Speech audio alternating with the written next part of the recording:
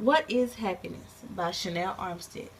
The definition of happiness is vague, to say the least, only on account that everyone is different, like snowflakes. The Merriam-Webster Dictionary defines happiness as a state of well-being and contentment, a pleasurable experience. When Googling the word happiness, many pictures of people jumping for joy appear. Does this mean happiness is temporary? Of course, when you jump, you can't stay there forever. You must come down. Has this been the subliminal message all along? Happiness is a sensation of love, touch of belonging, and personal contentment, which is a feeling within an exact or sometimes spontaneous moment. Happiness is perceived in children's movies to believe that once you find your Prince Charming, you'll live happily ever after, brainwashing the idea that love and happiness go hand in hand at such a young age. How can a person not think this is a way of life? In fact, most statistics say that people believe once they find love, they will find happiness. Researchers say we need to feel loved and secure in order to be happy. We also need to love back or the balance is disturbed.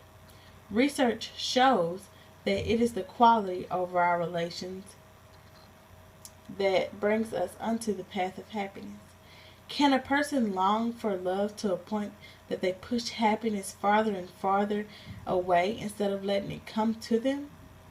You have to love yourself first before anyone else can love you. Happiness and love do for certain have one thing in common. They both start within. Belonging is yet another key factor to happiness. Without belonging, a person would definitely feel alone, and that would lead to unhappiness and even depression. Study shows that as humans, we need to belong to one another, to our friends and families, to our culture and country, to our world.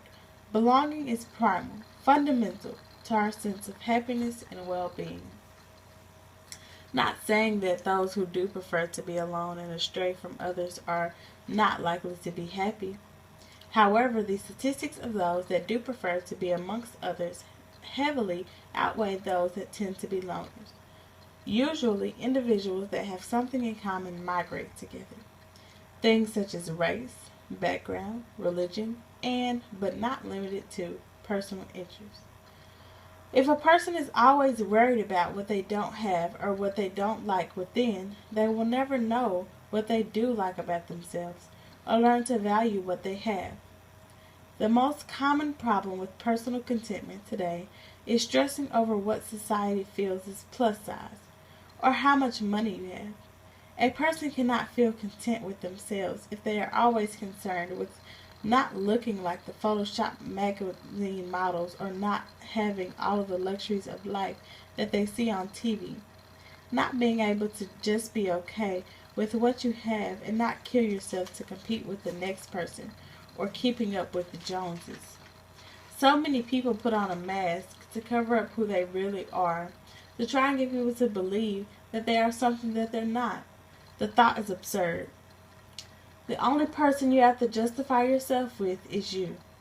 People have truly lost the definition of happiness and have been submerged with the materialistic views of society. This factor has tainted our society in a major way.